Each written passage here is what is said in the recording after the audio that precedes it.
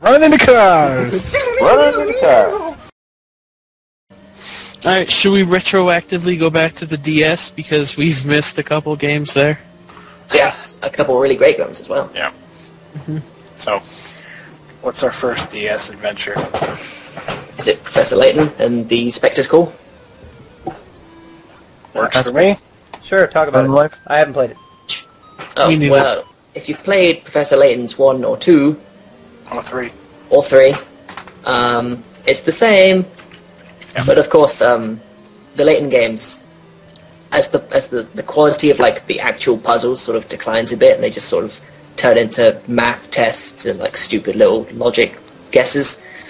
That and sliding block puzzles. The stories themselves that tie all these like little mini puzzles together, just really, they're always, each one of them is just fantastic. Like there's really, all the characters are really charming. The voice acting is spot on. There's always like a sort of Sherlock Holmesy sort of, here's how it actually all came about, and it wasn't, you know, super secret spooky stuff. But then sometimes it is, and then you get confused. But it's good because you know it's a mystery story with you know a detective, well, professor, but he's essentially a detective, and you know his assistant, and they run around and they have a good laugh, and you have a good laugh when you're playing it. I love all the Professor Layton games, and like you're right that as the series goes on, there tend to be more and more sliding block puzzles. Mm-hmm. But I really enjoyed. It was called The Last Spectre in America, which I think is also. It was called The Spectre's Flute in Japan, which I think is like. Well, I don't see why you would change that to either The Spectre's Call or The Last Spectre. Like, why can't it just be Professor Layton and The Spectre's Flute? You know, whatever. But like, I really enjoyed it. I always love. You know, I don't really play the games for the puzzles, so I don't really mind that they're getting sort of slightly. Yeah, the story is by far and away the best part. Yeah, like that's why I play it, for the story and the characters and the way they interact and the way it all gets resolved and everything. I actually really enjoyed. I didn't play it for 100 hours as they claimed that you could, but I actually really enjoyed London Life. It was a fun little, very, very, very reminiscent of Animal Crossing, where you move into this town and you meet all the townspeople and you buy clothes and furniture and set up a house and do odd jobs for people. Like, it's almost exactly the same game. But it was really cute and charming, and it's got these little sprites and these little mini games and stuff, and you know, you can create your own character or whatever. I played it for, I would say, a good 5 or 10 hours. Nice. I'm sure it was a really great mode. Well, unfortunately, anybody in Europe didn't get it. Why didn't they get it? Really? Because I guess they don't want to translate it into like French and German and stuff, so they just say, "Oh, fuck it, don't bother." Sorry, that's the thing. Yeah, I don't. Professor Layton, it's a great game. It wasn't the main draw. Don't believe me. Yeah. If you played the main game, you got your money's worth, like, or non-money's worth. But, did the Professor Layton movie come out this year? It did.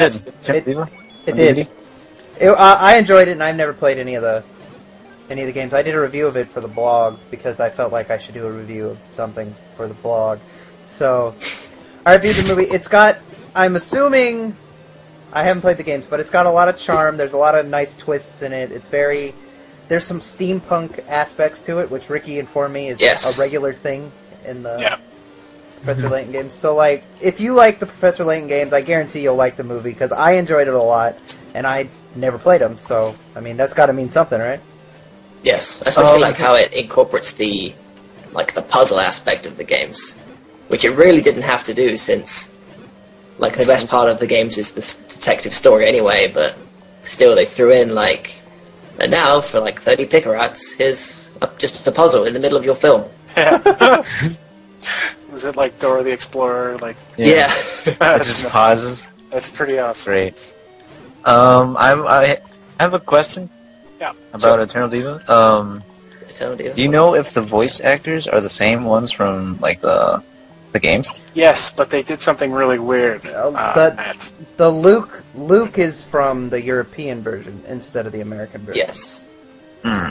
But Layton is the same. Layton is the same. Luke is not. Yes. Well, he's for me. Well, okay, yeah. He's the sort of more Cockney-ish version. Yeah. Is Leighton the same voice actor? Yeah, Leighton's the same. It's just Like, Luke. in Europe, though, like in the European... Yeah, games. they're the same guy. Yeah. Oh, okay. Yeah. All right. Same Leighton, different Luke. Didn't know that. Yes. So they basically they just used all of the European voice actors. Then. Yeah, I guess Okay. so. Well, that makes sense to me. I thought they just like took the best of both. They made like some kind of $1 Million Man of a voice cast. You know what I mean? But that makes more sense if they just used all of the European voice actors. Yeah. Well, Luke is the only one who's different anyway, so Oh, okay. All right. as far as I know. I think so, but I'm not sure. Yeah. I think it's because the American Luke has like such a fake accent. Yeah. Well, Professor. I think there's a twisted charm in that, though. You know. Yeah, I know. I like fake accents. Yeah. Like the demo man from TF2. He has like such a fake Scottish accent, but he's such a lovable character. All right. I think that about Yes, that's about it for Phoenix. Phoenix Wright, fucking chat guy. I'm punk rock kid 323. Good old Professor Layton. Professor Layton, Cross Phoenix Wright, coming soon. Maybe. But in the meantime, To Pokemon Japan. Black and White came out. Yeah, that's we have a a big one. podcast on that. Big one, especially for us. Yes. Well, of course. Is Kyle still here? Yeah. Okay. Oh. Because it's Pokemon, Kyle. and you're the only one who What do still you- plays it. So. Cal. He's here. Cal. He's here. Cal, what do you think of? Let's talk what do you about think of- Pokemon. Say his name 3 times and he appears. Is Cal, that what do you it? think of Black and White? It was. I remember we did a Pokemon podcast and we said a lot. Yeah, I'm asking you right now, like months and months down the line, what do you think? How's it rank up against Diamond and Pearl and Ruby and Sapphire and Gold and Silver and Red and Blue? Well, Pokemon itself is still the same game. We got a lot of really nice additions to the Pokemon world. They fucked up the Wi-Fi. Explain. Well, Just watch our podcast. there's another podcast for it, but the fact that it doesn't instantly zap all your guys to level 100 or even to level 50 is a travesty. And the fact that it now forces you to bring only 3 guys into your fights completely fucks up your team strategy. You don't have to do that, though. You could just play free-for-all if you want, because that's almost as fun, right? Nope. No. No. Not unless you get all your guys to the same exact level, and that's just ridiculous. Yeah, so I could pretty much only battle Kyle and have a fair fight right now. The problem with the Wi-Fi in Black and White is that you have 2 options. You can either just fucking free-for-all, no rules whatsoever, my level 29 Vaporeon versus Josh's level 100 dudes, or your other option is to play the Battle Tower, which has never been fun in any Pokemon game ever, where you bring 3 Pokemon and none of them can have the same items, and they're all at level 50 or whatever. Those are your 2 options. So Well, they're only level 50 if they're above level 50. If they're Yeah. under, they're level whatever they are. Yeah, I forgot to level up my Nidoking one time, and it's like, oh, boom, it's only at level 40 against a whole bunch of level 50 stuff. But I still took the guy down because my Nidoking is amazing. So pick your poison, basically. On the other hand, it did have the best. I think I am going to say that this had the best story of any Pokemon game. I don't think Yes. that's a stretch. I think the story mode in Black and White is my personal favorite as well. I think it's fantastic. Yeah. I think it's a shame that the Wi-Fi is so significantly worse than the main game. Because in the past few generations, it's been the opposite. I know, it's like we were saying how our favorite games for the DS, Pokemon, was up there. But here we are in Black and White, and we can't say that anymore. It's like Diamond and Pearl and Heart Gold, Soul Silver were the height of Pokemon Wi-Fi. Now, can I ask? I say I haven't played that much, but I must have put at least like 20 hours in. I just really didn't get very far in the game. All I know really about the story is that there's a group of people who they're trying to liberate Pokemon by essentially stealing them. Team Yeah. Plasma. saying that humans are cruel and that Pokemon are essentially slaves. Yeah. And from what I played, literally every single character who wasn't a member of Team Plasma was absolutely against this notion, like 100%. They didn't even consider that they might have been right. Does that change at all? Is there any kind of, devil's advocate at work in Black and White? Don't think so. Well, you sort of found out that Team Plasma is Like faking it so they could steal Pokemon. yeah, the leader of Team Plasma is a huge hypocrite because he basically just made up this whole philosophy so that he could own all the Pokemon in the world, and then he would be the strongest trainer. So Well, just that he would be the only one that owned Pokemon. Yeah, And so- therefore he would be the strongest. So they kind of like at the last second just sort of like try to change the subject. Oh, actually, Team Plasma is really evil, so it's okay. Yeah. That's pretty much all they do. But I'm not even talking about that. Like, I think some of the dungeons and the puzzles in Black and White are some of the best. I think the 3D environments surprisingly add a whole lot, and the animated like sprites and stuff in the battles, I think are a really nice step forward Yeah. for the franchise, which has been sort of, the battle system's been changed and revived, but like the actual battles themselves and what you do is all Yes. sort of stale. You just pick commands and watch them happen, and like that's still all you do in Black and White, but it feels like so much more. It's the first step in a big change for the system. Yeah, and I really enjoyed that, and it was just like the characters were really cool, and the gym leaders were really interesting and unique and stuff. Yeah, they did a lot with the gym leaders. They made them actual characters and not just bosses. Yeah, To have them there, sitting in their gym at all times. I also really liked the fact that the music changed, whether it's when the gym leader's down to their last Pokemon, Yes. or you're low on HP. that was really cool. Yeah. Just nice little things to really increase the tension. It all just gets fucked over because they fucked up the Wi-Fi. Yeah. Well, if I for one, if they sort of push this Black and White idea like to the limit, if they really went balls out with presentation and making it really good to play, and like if the story was full of intrigue and had like an actual like arc to the character and stuff, I wouldn't mind if it was like purely a single player experience. If it was just like a stone cold Japanese RPG with like an actual proper story and stuff, then I'd be well up for it. Well, they were kind of towing that line, Yeah. I'm just saying, like, if they continued on that direction, I wouldn't mind if the Wi-Fi was or even non-existent. Yeah. But that's just me. I mean, I know, like, No, everyone I- lives and dies on, like, player-to-player interaction, so...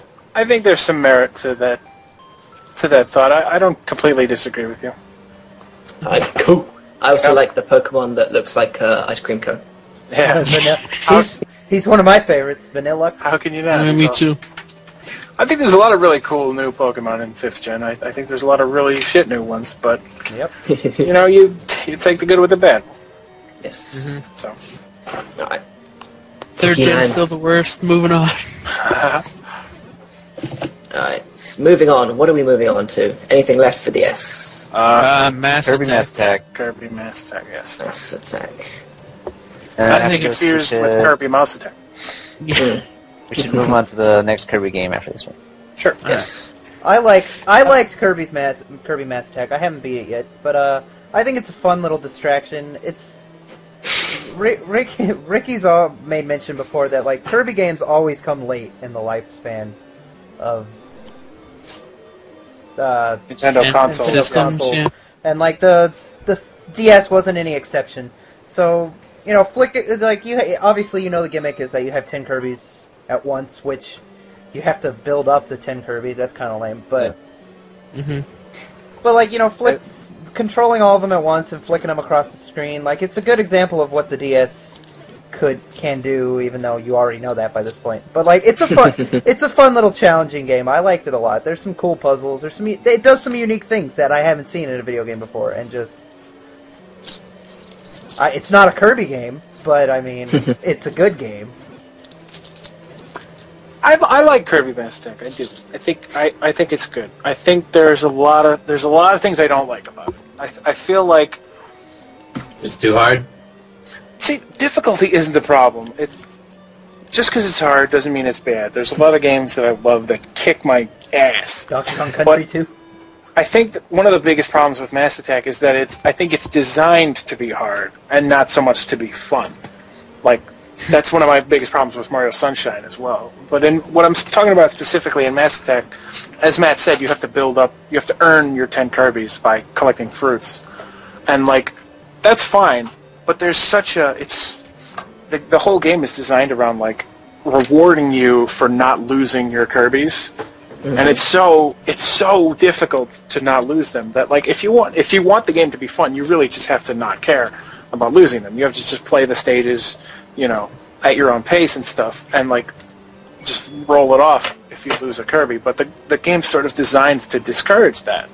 And that's sort of conflicting there. That sort of bugs me. But what really bothers me is there's a lot of, like, there's, like, 5 medals, or sometimes it's 3 or more or whatever, but, like, in every stage there's, like, medals that you can collect, which is cool. It's like the red rings in Sonic Generations, or, you know, the crystal stars in Kirby 64. Like, I can get behind that, but what bothers me about it in Mass Attack is that a lot of them are on, like, in fact, I think most of them are on, like, different paths where you can get, like, one or the other, so you have to play the stage several times.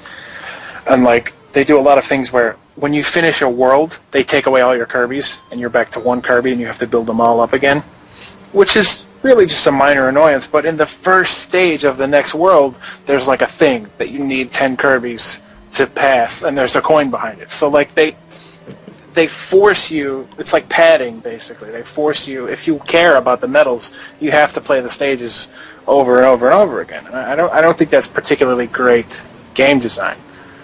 If you take Super Mario 3D Land, for example, like, they have coins throughout the level, but if you are actively looking for the coins in Super Mario 3D Land, you can get them all in the first run, and that's good game design. I agree. Kirby Mass Attack does not have that.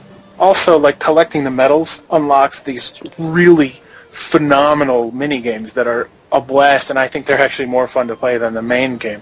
There's, like, a top-down Kirby shooter and a really terrific Kirby pinball game that I think is even better than the previous one on Game Boy or whatever. And the mini-games that are included with Mass Attack are really terrific, and they're so much fun, and it sort of feels like they had these really great mini-games, and they, like, wanted a way to force you to, like, unlock them, you know, like, they force you to play their main game so that you can enjoy the mini games. That's sort of what it feels like to me. I do like it. I think Mass Attack is a fine game. I rather enjoy it. I think it's fun and challenging. But I think Canvas Curse, which was one of the earliest DS games, did it better. I was going to mention this earlier, but now that you said it, yeah, I agree. Canvas Curse is better than Kirby Mass Attack in terms of, like, a touch-based Kirby game on the DS. I mean, that's my personal opinion. But I'm glad you agree with me, though. Well, I don't know, because I've gotten farther in Mass Attack than I did in Canvas Curse. And well, you're a jerk. Go back and play Canvas Curse, man. Fucking make rainbows with your finger. I'm just kidding. Aren't you supposed to use a stylus? yeah, Well, the advertisement Did you watch the commercial, man? had a finger. The commercial had Kirby walking around with a giant finger. I remember that. But yeah, I really enjoyed the. I haven't gotten all the coins or whatever yet, but I've unlocked the art. It's like it's just a battle system. I like that a lot. Oh, the RPG. You kind of lag a little bit, but Yeah, I figured what you were saying. Yeah. RPG. yeah, I like that one too. All the minigames in Mass Attack I think are great, but that's that. Alright, so that's one Kirby game. All right. I do believe there was another. Are we ready to dive into Kirby's Return to Dreamland? Go ahead, Kirby's Ricky, Adventure Wii. because nobody's played it. Nobody's played it but me? Oh, Yeah. I own it though, so that's something. what is wrong with Yes, you? I'm not quite the rampant Kirby fanboy I used to be. I still am. And Kirby's Return to Dreamland is the Kirby game I have been waiting for since forever. Not just since Epic Yarn. I thought Epic Yarn was great, okay, but it's not a Kirby game. This is the Kirby game I've been waiting for since I played Superstar as a child, and it delivers on every possible way. Like, basically, it's a different game. It's sort of a different beast, but it feels so much like Superstar, and it's such a joy to play. At least for me, I think it's one of the best Wii games. Because it's exactly what I wanted. A lot of reviews when it came out, they complained that like it didn't innovate and that it was simple and easy, and like all of that stuff is true. But I didn't want this game to innovate. I wanted Kirby Superstar 2, and that's pretty much exactly what I got. Like, the thing that makes Superstar such an enduring game, and what made it be one of my favorite games of all time for so long, was the fact that every ability is so well fleshed out that they all feel like their own characters, And Superstar was the first game where Kirby had hats for all of his abilities, and that goes a long way towards furthering that feeling. With his hat and all of his crazy abilities, it's not Kirby with Beam, it's Beam Kirby. That's a subtle difference that Superstar nailed, and most Kirby games since have not played like Superstar. After Nightmare in Dreamland on the Game Boy Advance, which was a remake of Kirby's Adventure, which is a fantastic game. I got nothing bad to say against Kirby's Adventure, but that became sort of the mold for Kirby games afterwards, Yes. And they all would use the abilities that could only do one thing. Maybe in Squeak Squad they could maybe do 2 or 3 things, but none of them were as fleshed out as the abilities from Kirby Superstar, and that was what I wanted. That was what I wanted to come back, and Return to Dreamland finally delivered, and I just think it's phenomenal. I think all of the abilities are so well fleshed out and excellent, and as Headcrab Man just said in the chat, Stone finally has an attack besides just turning into stone. You can actually uppercut stuff, which is not only very useful, but it looks awesome. And like, just all of the abilities are so well-rounded. There's not a single one of them that I preferred playing in Superstar. Even the ones that were nerfed, like Sword and Fighter, they have less range than they did previously. I still prefer them in Return to Dreamland because they have other subtle changes that make it more fun. Nice. What do you think about the super abilities? I'm not a huge fan. I think they're cool. Like, it's cool to see just Kirby just bust out a sword bigger than 15 Kirbys and just like cut the stage in half. I think that's cool, but they're very one note. All the super abilities only do one thing, and they you sort of start to get tired of them, especially when you play Extra Mode, which is just the same game but harder. Which, I mean, you don't have to play that, but I did because the game's awesome anyway. I like the super abilities. I don't think they're bad or anything, that it's bad game design, but I think they could have done more with them. They sort of start to get tired by the end of the game, I think. I'd like to mention that the multiplayer, even though it's not online, who cares? Because it's more like on the couch kind of thing, like New Super Mario Bros. Wii. So I was okay with that, but I thought it was cool. I think it's drop great. in, drop out.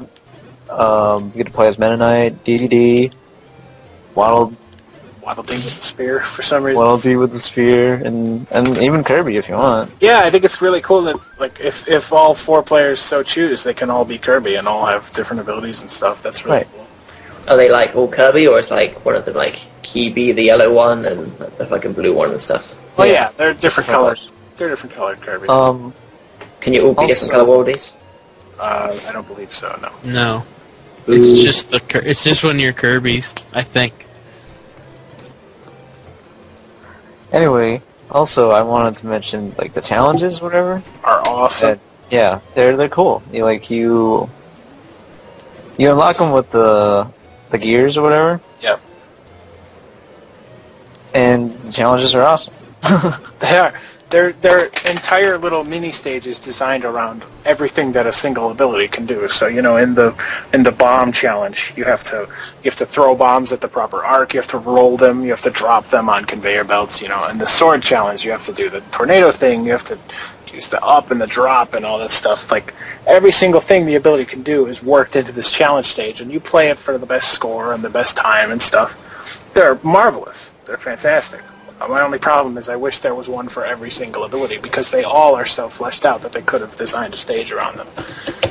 So it bugs me that there's only like 9 or whatever challenge stages.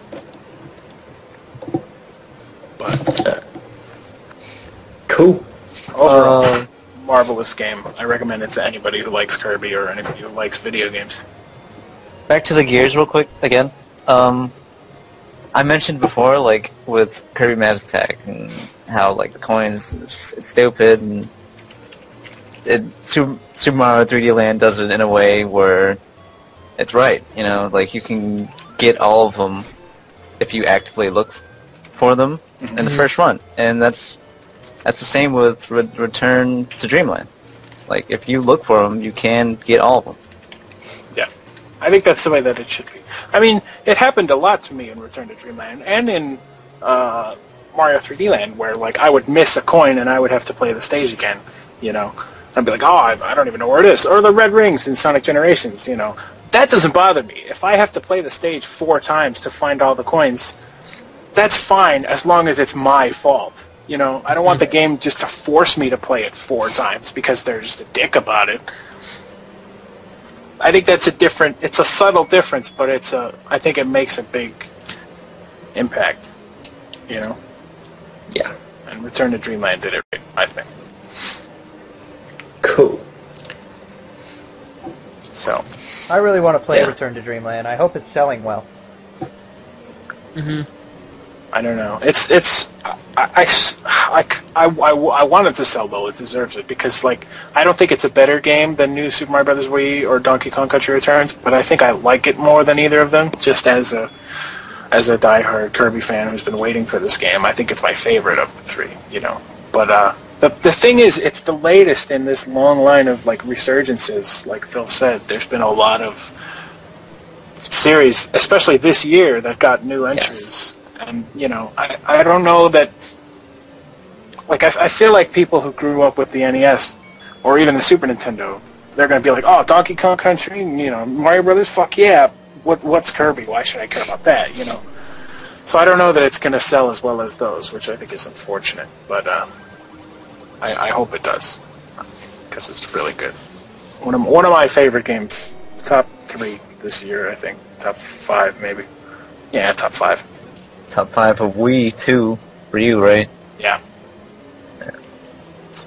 Did Donkey Kong Country Returns come out this year, too? I don't know. Or was that last year? That was No? last year. We talked about it last year, man. Alright. Just making sure. Alright, well, what else did come out this year? Are we on the Wii now officially? Is there anything else on the Wii that we... I besides Zelda, which we're saving? I think they're still recoded to talk about, but I don't think we really have that. Nah, fuck that shit. Recoded sucks. Worst Kingdom Hearts. Worst Kingdom Hearts game, bar none. Terrible game. Nobody buy Well, it. what did you expect? It was made for cell phones originally. It's still terrible. I believe you. I'm just saying, like, I have to play it anyway because they got me by the balls. But I don't think anything other than Kirby and Skyward Sword really came out for the Wii this year that we need to talk about. And Fair enough. they were really trying to like push the 3DS this year. And Skyward Sword. But we're not talking about Skyward Sword yet.